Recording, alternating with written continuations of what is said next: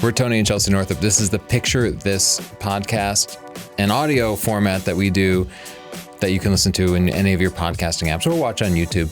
Great while you're washing the dishes or driving to work or exercising or whatever it is you do. That's the best example you could come up with? Sure. This covers it all.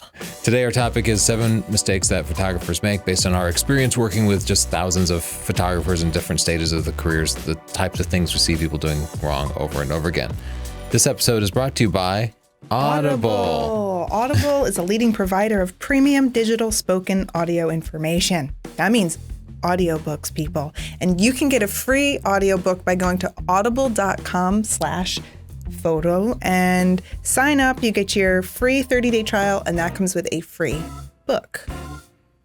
Thanks for sponsoring us, Audible. We'll talk about Audible a little bit more in just a minute. Chelsea, you thought the biggest mistake people make is just being a loner. Well, I didn't think this list was in any order.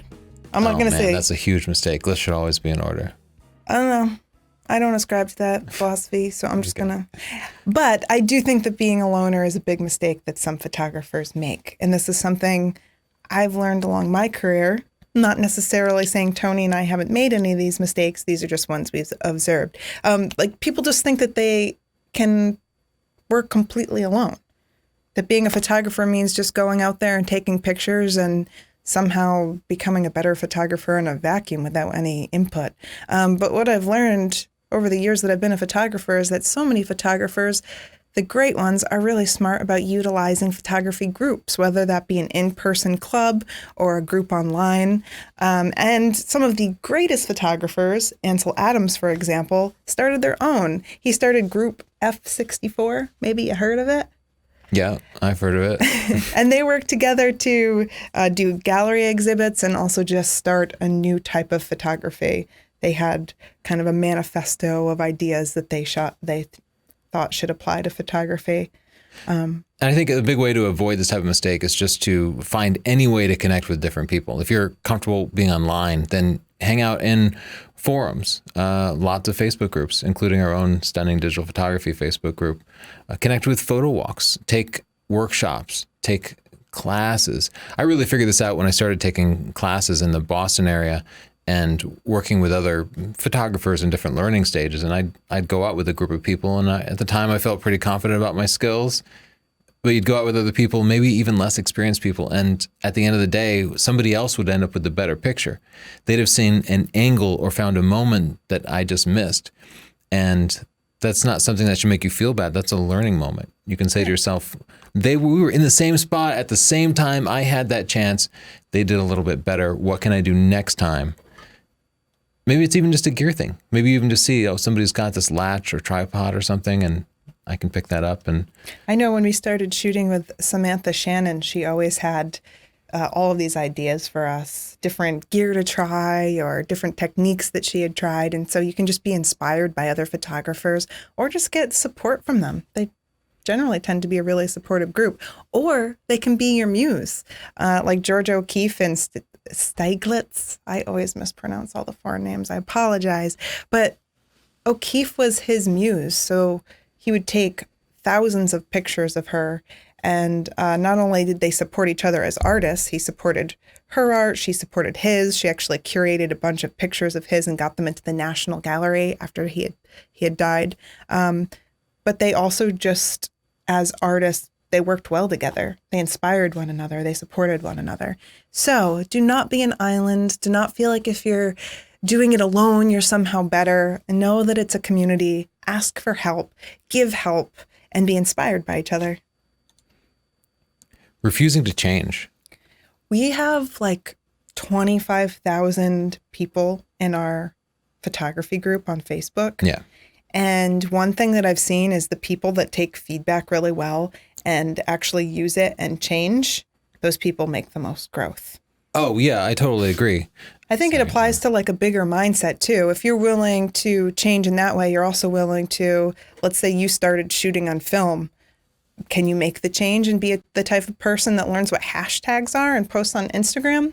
I was really blown away. Recently, I had the opportunity to meet Ira Block, who is a National Geographic photographer. He's been in the game for a long time. He's highly respected. He's incredibly talented. He's been all over the world shooting for Nat Geo.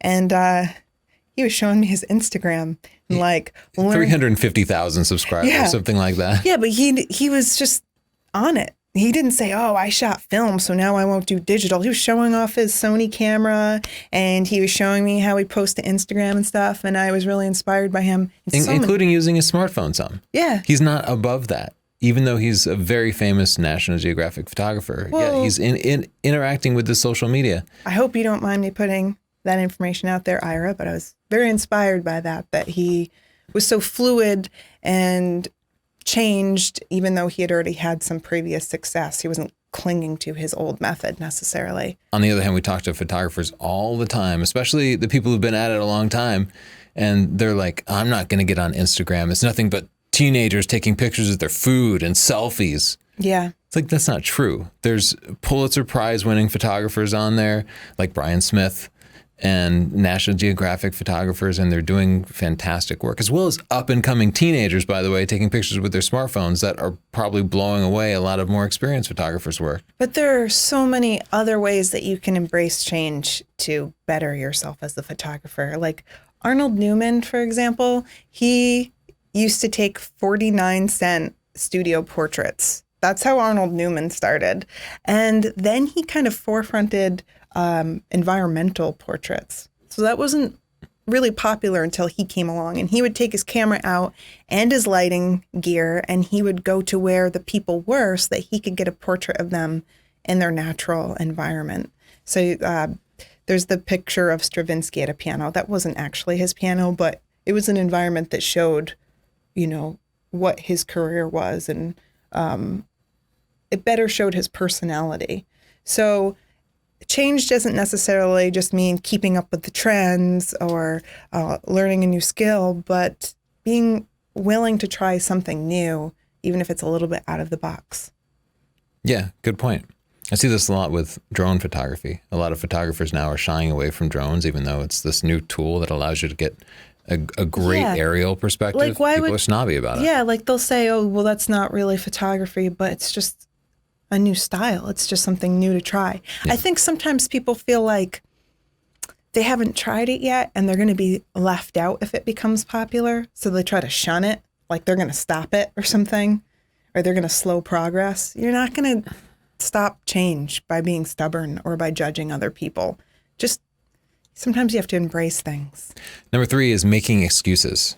Oh my gosh. All the time, right? If you can imagine, as educators, we have heard every excuse in the book. And if you've taken any kind of class, I'm sure you've heard other students' excuses. Yeah, the biggest one I hear is, oh, I only have my smartphone. That's the biggest one you hear? Probably so, from people who haven't yet gotten a real camera and think they like photography, but they only have a smartphone, and getting a big camera seems like this big ponderous thing. Just start with your smartphone. I hear, can I just go through a list? Well, I would have been a photographer, but I didn't have the money to do that, or I didn't have the time, or I got my degree in something else, or I had kids, or I didn't live in a city, so I didn't have access to fashion, or I couldn't afford the gear, or you can hear excuses for anything. People can make excuses for anything. But, I mean, if you're going to do something, you just have to go for it, no matter what your circumstance. Andy Warhol used a Polaroid camera to get really famous portraits. Yep. And Sally Mann, she didn't live near a city. She just took pictures of her family and her kids. So she didn't need expensive models or fancy outfits or a fancy camera or to be in the right location. She just documented something that she was passionate about. And just on a personal note, I have a friend who's severely vision impaired, and he runs a popular photography blog and is a great photographer. He goes out and shoots all of the time, and he never makes excuses about it. So I think Jerry Johnson, the first time I talked to him, he contacted me because he was trying to figure out how to work a camera because he was a paraplegic. Yeah. Yeah. And he had he used one of those mouth sticks, and he wanted to know, like, could I recommend a camera that was a little bit easier to interact with than whatever he was working with? Think of Jerry. Keep shooting, keep learning, and stop making excuses. Just shoot. Yeah. Let's talk about Audible. Audible.com/Focus Photo will get you a 30-day free trial where you can check out a free audiobook, and you might even want to continue the subscription so you can continue to get free audiobooks that you can listen to anywhere on the go. You've been reading or listening to an audiobook lately, right, Chelsea? Yeah, what are you listening to? Another Murakami book. Yeah, we both read the previous Murakami book. Haruki Murakami, we read, what was the name of it? Kafka on the Shore. Yeah, and I think we'd his titles are extremely complex. Yeah, I think we'd recommended that one before, and now I'm starting Hard-Boiled Wonderland at the End of the World, and I love his books. They're so surreal. It's like you're in a dream state. So far, my character doesn't know what building he's in. It's completely white. There's no sound, and he's learned that one of the people in the building can turn off sound. It's completely surreal. I still don't really know what's going on, and that's what I love about his books is that you just can't stop reading because you need to know what's going to happen next. You need to figure out what's going on, if it's real, if it's a dream. He's amazing. I recommend you try Murakami. Get one of his books. This is so nerdy. And speaking of nerdy, I gotta say, if you're looking at a screenshot, you're gonna see me using Microsoft Edge. That's only because I have the slideshow going in Chrome. I don't want people to be like, why are you using Internet Explorer? You don't want them judging you?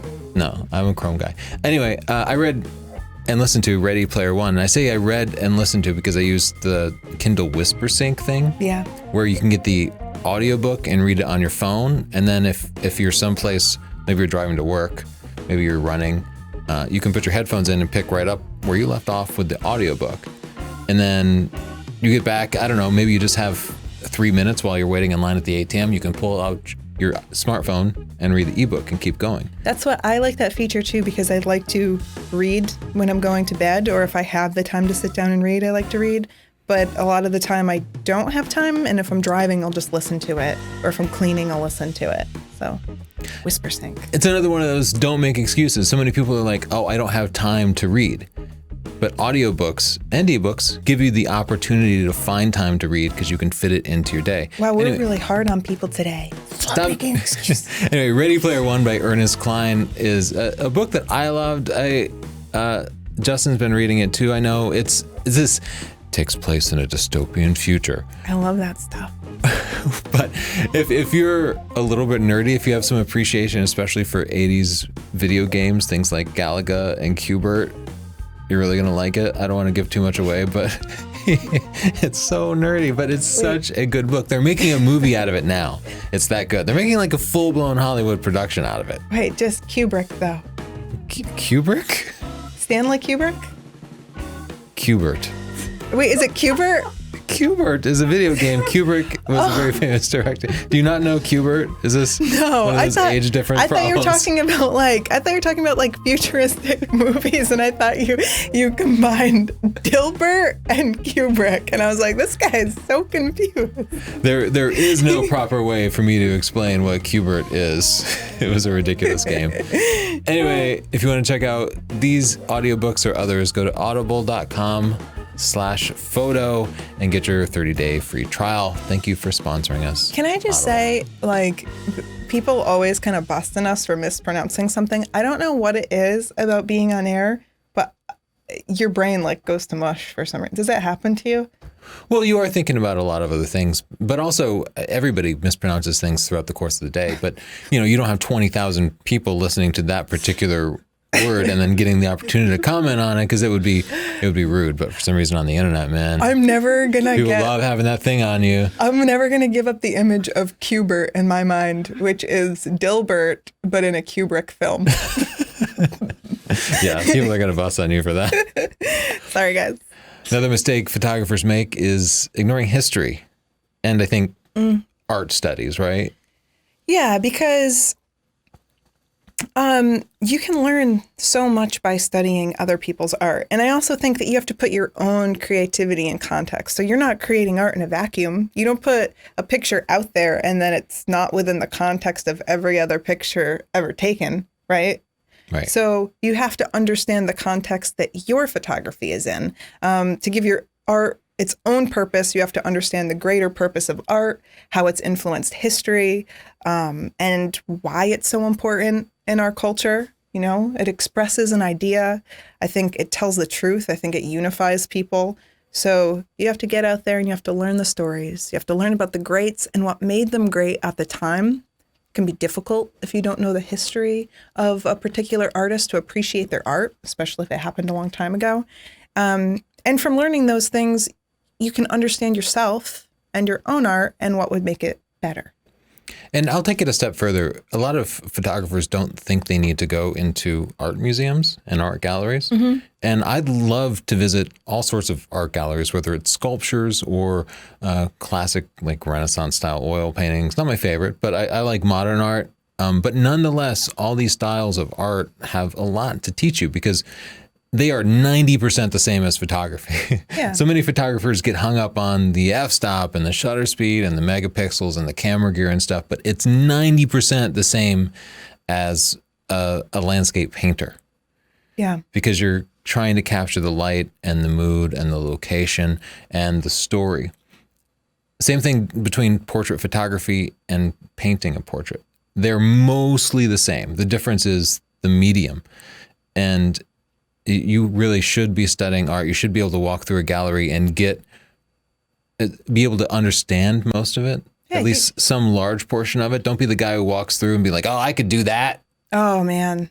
Because you're missing something. You're missing something. If something's in an art museum and you look at it and you think it's stupid, you're just missing something. Yeah, just take the time and try to figure it out. Maybe get a tour guide to walk you through and explain these things. Or take an art history class at your local community center, or just get an art history book. Or you can even just listen to our podcast because, you know, we talk about the history of a lot of great photographers for that reason. That's why we started this podcast. Yeah, and actually YouTube has a lot of good art history videos that I watch and try to understand this stuff better. It's certainly an area that I need to improve on myself. Another mistake I think photographers make is they don't share their stuff enough. So many photographers are just so shy. I can't tell you how many times somebody has seen us in the street and come up and said, hi, oh, I watch your videos. And we'll say, oh, where can I see your work? And they're like, oh, I don't share anything. Yeah. And I see different reasons that this happens. Sometimes they're insecure. They're afraid they're going to put it out there and then people are going to be mean to them, which is it's probably true. But for the most part, Facebook, Instagram are mostly supportive environments. They're not mean like YouTube.